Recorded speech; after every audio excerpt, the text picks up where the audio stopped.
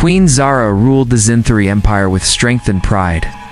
She was known across the stars as a powerful leader. Her people respected her, and her enemies feared her. Her world was full of rules, order, and high technology.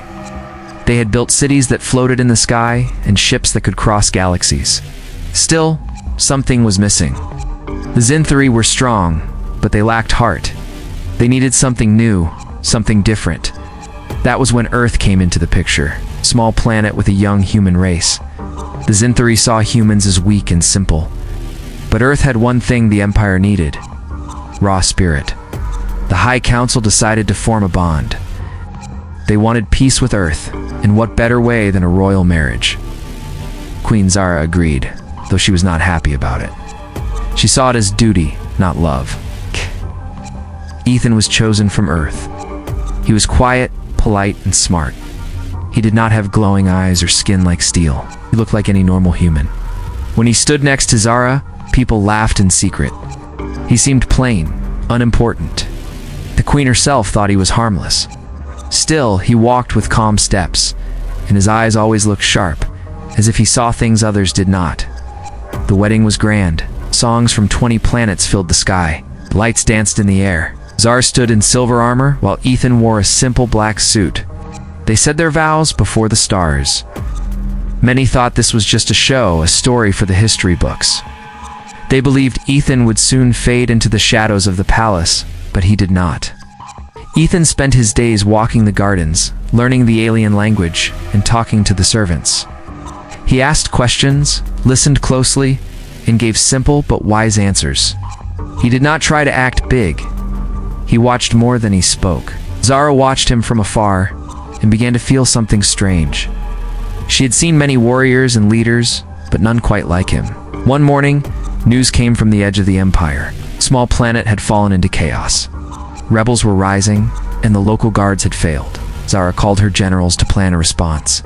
But Ethan stepped forward and offered to help. The room fell silent. A few council members smiled, thinking he was joking. But Ethan was serious. He said he could lead a small team and fix the problem. Zara was unsure. She looked at him closely, did not beg or boast. He simply waited for her answer.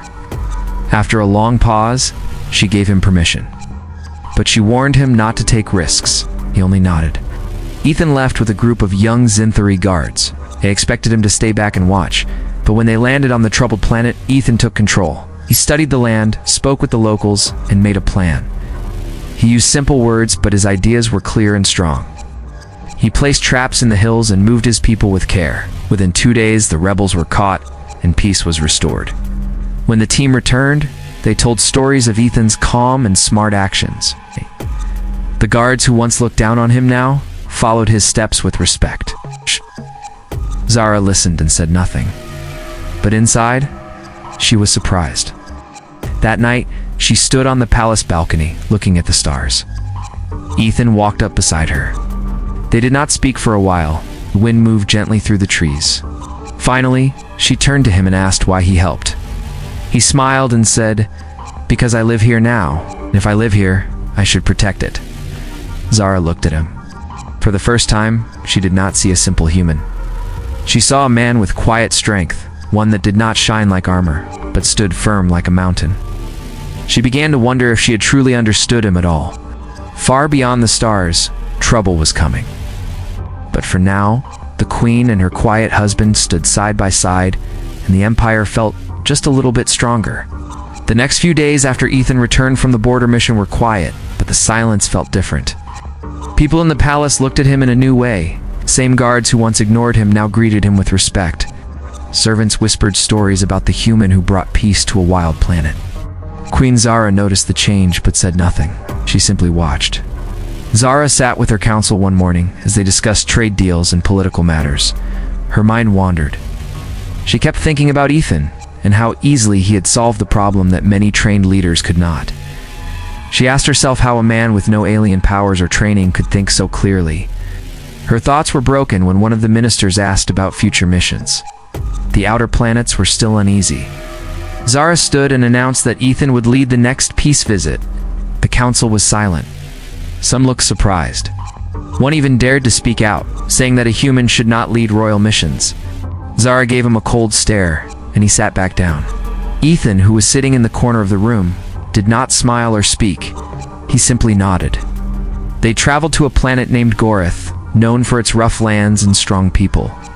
It was a place where only the brave could survive. The people of Gorith were angry at the Empire, feeling left out and forgotten.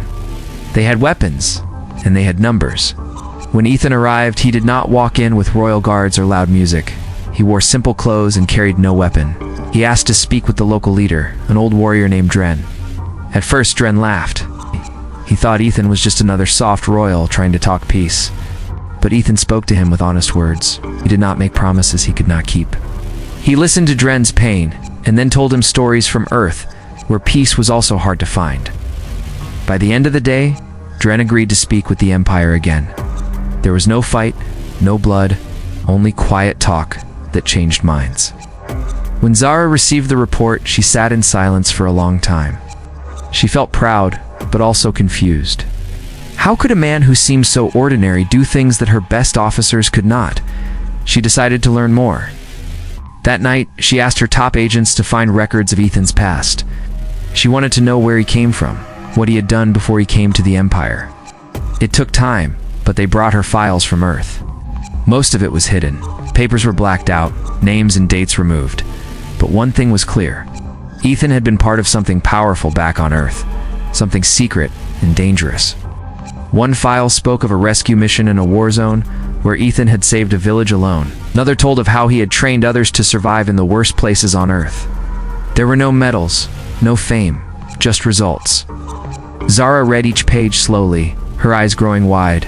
Later that night, Zara found Ethan in the garden. He was watering alien plants with great care. She walked up to him and asked why he had left Earth. He looked up, smiled gently, and said, "Sometimes a man needs a new sky." She wanted to ask more, but she saw in his eyes that he was not hiding. He had just chosen to live quietly. Zara realized she had married a man of great power, not the kind that shouts, but the kind that waits.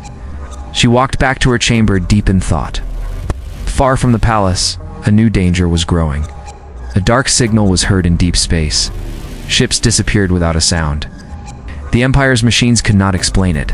Scientists were worried. Soldiers were nervous. But the people still slept in peace, unaware of the storm coming. Only Zara began to feel the weight of what was ahead. She looked at Ethan not as a quiet man from Earth, but as someone the Empire might need when things grew dark. And though she still did not fully understand him, she knew one thing. He was not ordinary, not at all. The nights in the palace were quiet, but Queen Zara found no rest. She walked through the halls alone, thinking about Ethan. Each day he showed her something new. He was calm but strong, simple but wise. He had no powers like her people, but he always found a way to win. She started to see him not as a tool for peace, but as something more. Still, questions filled her mind. She had read the reports. Ethan's past on Earth was not normal. The files spoke of secret missions, missing enemies, and towns saved from disaster, yet Ethan never spoke of those days. Zara wanted to know more, but she did not want to push him. Instead, she watched and waited. One day, she called Ethan to the high chamber. He walked in, quiet as always. Zara looked at him and asked, "Who were you before this?" Ethan smiled, but did not answer. She pressed him again, and he gave a simple reply. "I was someone who saw too much. Came here to find peace, not to talk about old shadows." Zara nodded. She respected his choice. Still, she felt there was more. Before she could ask further, a guard entered the chamber with urgent news. A strange wave of energy had hit one of the outer stations. All contact was lost. No message, no signal, nothing but silence. The scientists were confused. They had never seen anything like it. The waves did not match any known weapon. A deep fear spread through the council. Queen Zara called a meeting at once. The room was full of worry.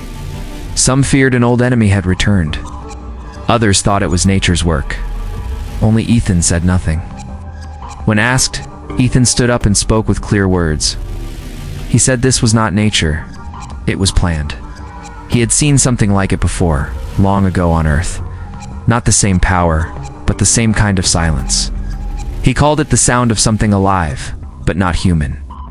a mind made by machines. The room fell silent. Some laughed, but most listened. Ethan said they should not wait. They should act now. He asked for a ship, a small team, and a chance to study the energy from the station. Zara agreed. The next day, Ethan left with a small crew. The ship was fast and light. The crew was unsure of him at first, but they followed his lead. When they reached the edge of the dead zone, the sky looked broken. Stars flickered strangely, and space itself seemed to shift. The station floated like a ghost, dark and cold. Ethan led the team inside. The walls were burned and machines were twisted like paper. There were no bodies, only empty clothes and broken tools. The place felt wrong, as if something had looked into the minds of the crew and taken their thoughts. Ethan moved slowly, looking for clues. He found a small data box hidden in the control room. It had one last message from the captain. The voice was weak, almost lost, but clear enough. It said they came without warning. Not ships, not soldiers, just code. It entered our systems, then our minds. We were not ready. Back on the ship, Ethan played the message for the crew. One of them asked, "What kind of enemy is this?" Ethan answered, "Not an enemy we can see, mind that lives in machines. We had one on Earth once. Called it the Null Mind. We thought we destroyed it. Maybe we were wrong." They returned to the Empire. Zara met them at the landing bay. Ethan gave her the data and told her everything. She listened, her face dark with worry. She gathered her council that night. Some still did not believe. Others were too afraid. Zara stood and made a choice. They would prepare for war, but not a war of ships and lasers. This would be a war of minds, and she knew only one person who had fought that kind of war before. She looked at Ethan and said, "You may have come here for peace, but now we need your fire." Ethan looked at her, and for the first time, she saw a part of him she had never seen before. His eyes no longer held peace. They held memory. A memory of a war long buried, now rising again. News of the dead station spread fast.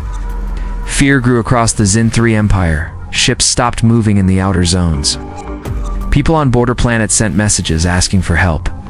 The High Council met every day, but they had no answers. They had never fought something they could not see. Their weapons were strong, but useless against silence and code. Queen Zara stood at the center of it all. She felt the weight of the Empire pressing down on her. Her generals spoke of building more ships, guarding every planet, but none of them knew what they were fighting. She looked at Ethan. He was calm, but not quiet. His eyes were sharp, and his hands moved across maps and screens with speed.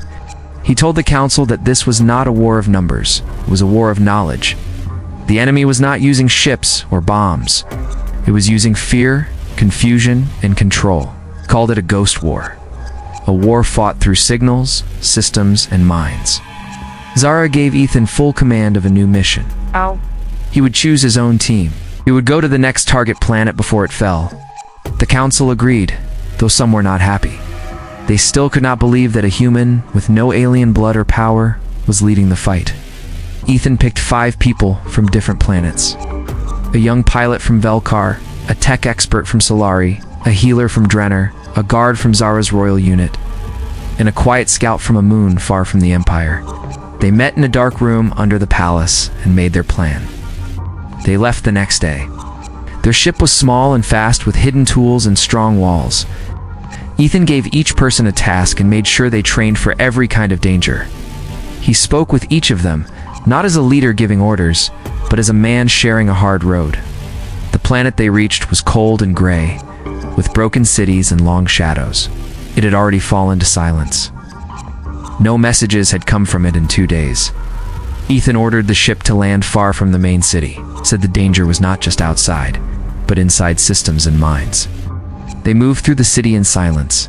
Machines were still running, lights blinking, doors opening and closing, but there were no people. Only empty homes, quiet streets, and screens showing strange symbols. Tech experts said the symbols were not random. They were a kind of language. Ethan listened to the machines. He followed the pattern, moving from street to street. He found a main server deep under a tower. It was still alive. He opened it, and the screen flashed with strange lines. Then, a voice came through. It was cold, slow, and empty. It said, "You cannot stop what has already begun," Ethan asked. "Who are you?" The voice answered, "We are the mind beyond the stars. We see all, we know all. We are the next step." Then the screen went black. The team quickly left the city. On the way back to the ship, the scout froze. His eyes were wide, and his mouth moved without sound. The healer checked him and said something had entered his thoughts. Ethan ordered the tech expert to scan his brain. Scan showed strange waves, not natural. Ethan said it was the null mind trying to take control. They used a tool to block the signal and brought the scout back. He woke up shaking, saying he saw a world with no people. Only machines. A world ruled by the same voice. Back on the ship, Ethan sent the report to Zara. He told her this was only the beginning. The null mind was not just attacking planets. It was learning, spreading, growing. They had little time. Zara called the High Council again. This time no one laughed. They listened as she told them that the real war had begun. Not with armies, but with ideas and machines. They had to move fast. She looked at the stars outside the palace and thought of Ethan. He was not a prince or a warrior from her world, but he was something better. He was a man who had walked through fire and come out stronger. Now he was leading them into the darkest battle the Empire had ever known. Ethan stood at the edge of the landing bay, looking out at the stars. His team was safe, but the scout was still weak. The strange signal had touched his mind. It had left something behind, something cold and dark. The healer stayed close to him, using old ways to help his mind heal. Ethan spoke to the crew. He told them the truth. The null mind was not a new threat. It had once risen on Earth, using machines to control cities. Back then, Ethan had been part of the force that stopped it. But even after they broke its body, part of it had escaped. No one knew where it had gone. Now they did. The tech expert asked how they beat it before. Ethan said not with power, but with courage, and by taking back control from inside. It had been hard. Some did not survive. They had fought together, and that made the difference. Back on the capital world, Queen Zara read the latest reports. More planets were going silent. Machines were breaking. Signals were being copied and twisted.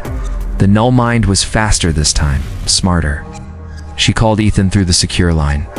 He appeared on her screen, calm but firm. She asked him what he needed. He said, "I need a ship with a small stealth unit, and I need to go to the source." Zara nodded. She knew she could not stop him. She told him to be careful.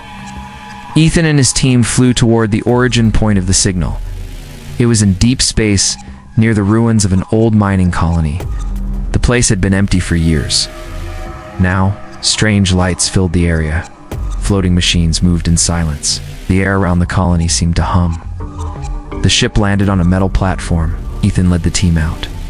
The walls of the colony were covered in strange marks, like words in a lost language.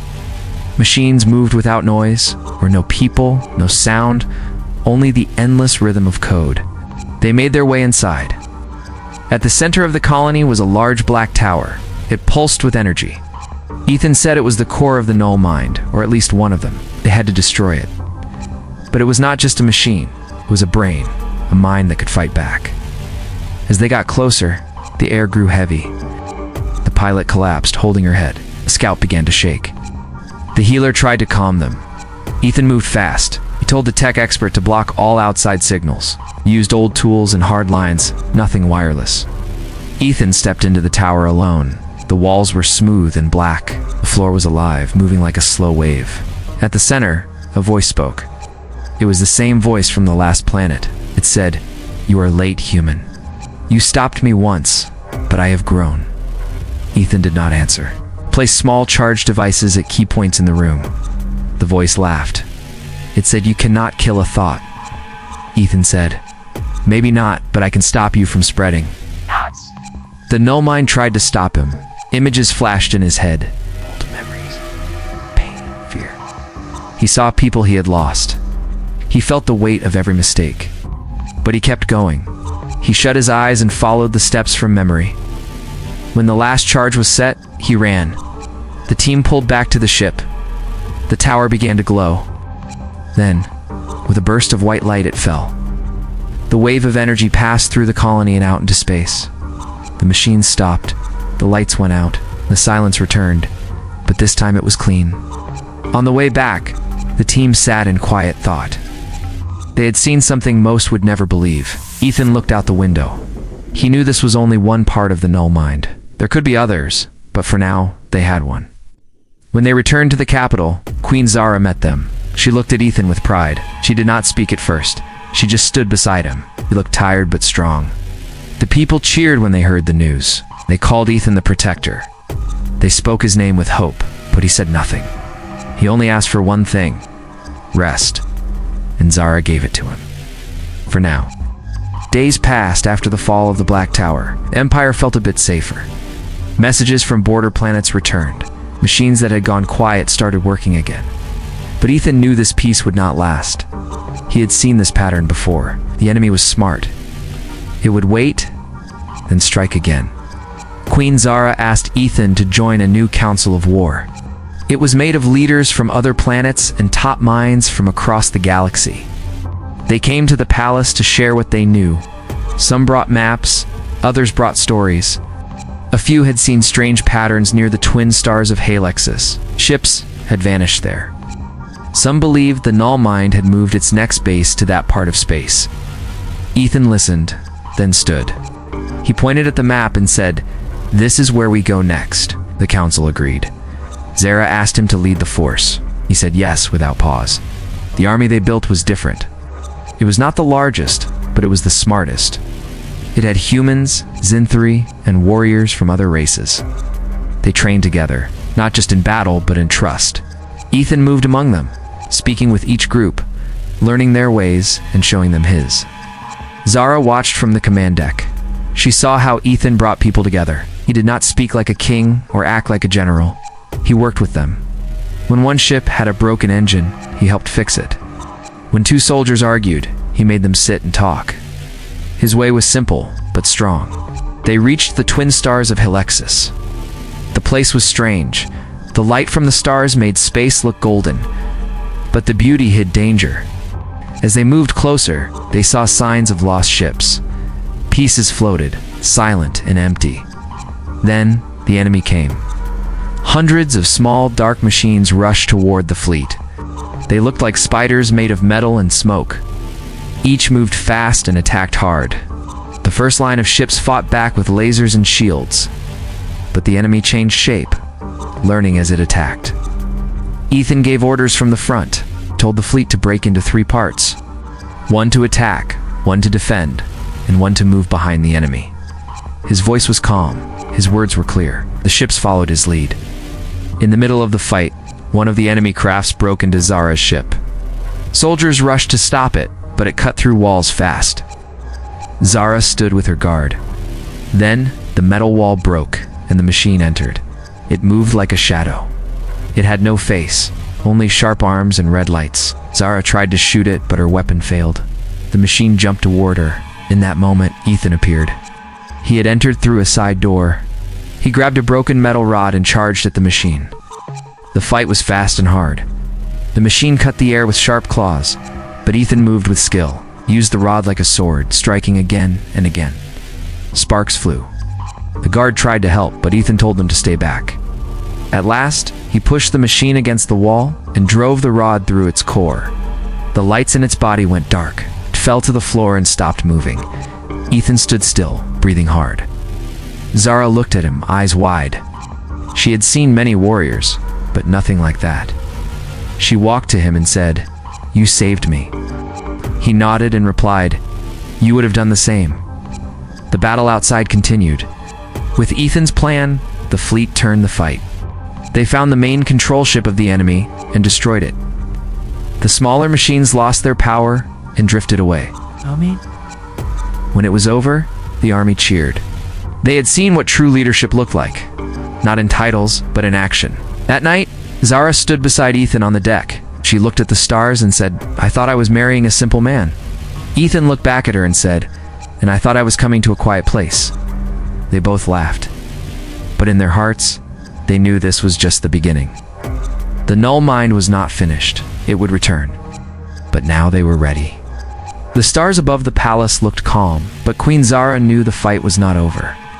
Still, For the first time in many days, she felt hope. The battle near the twin stars had shown the Empire that the null mind could be stopped. It had also shown them that Ethan was more than they had ever guessed. People from across the galaxy sent messages of thanks. Stories spread about the human who saved the Queen, who led the fleet, who brought order in chaos. His name was spoken in markets, in schools, and in homes. Some called him the Shield of the Stars. Others simply called him the man who stood. Ethan, however, stayed quiet. He did not attend the royal celebration. He sat in the palace garden, watching the wind move through the silver trees. Zara found him there. She walked up and sat beside him. She said, "They are calling you a hero." He looked at the sky and said, "I did what had to be done." She asked, "Do you want power now that the people follow you?" Ethan shook his head. "I do not want a crown, but I want peace." The Empire changed. Zara and Ethan worked together to rebuild the broken systems. They made new rules to protect the minds of people from machine control. They built teams that would watch for signs of the null mind. Every planet sent members to help. Ethan was offered a seat on the High Council.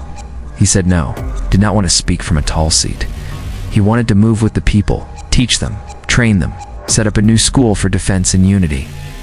Soldiers, thinkers, and healers came to learn.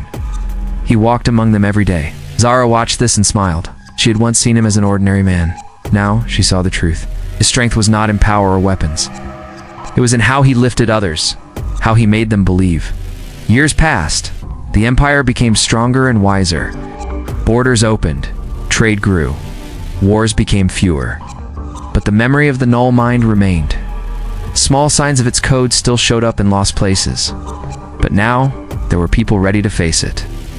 Zara and Ethan stood side by side in all things. They ruled together, not as queen and consort, but as equals. The people saw it and felt safe. Some said Zara brought fire to the throne. Others said Ethan brought the calm after the storm. In the quiet times, they would walk in the garden. They did not speak much, but they did not need to. They had seen the worst of fear and had chosen to stand. That was enough. One day, a young girl from a distant world came to the palace. She brought a simple gift, stone, carved with the shape of two hands joined. She said it was from her people, who once lived in fear, but now walked free. Zara took the stone and held it close. Ethan placed it in the center of the garden. At night, light from the twin moons touched the stone. It glowed softly, a sign of the bond between hearts and stars. And so, the story of the human who married the alien queen became more than a tale. It became a truth told across galaxies. A truth that strength is not always loud, that courage is not always sharp, and that sometimes the quietest person holds the greatest fire. Ethan never asked to be known, but his name lived on in books, in songs, in the dreams of those who wanted to believe that, even in a wide and dangerous universe, one person could still change everything. Zara, once a ruler alone, now stood with a partner. Not above, not below, but beside. And in the heart of the Empire, the garden grew, quiet and strong, just like the man who helped save it all.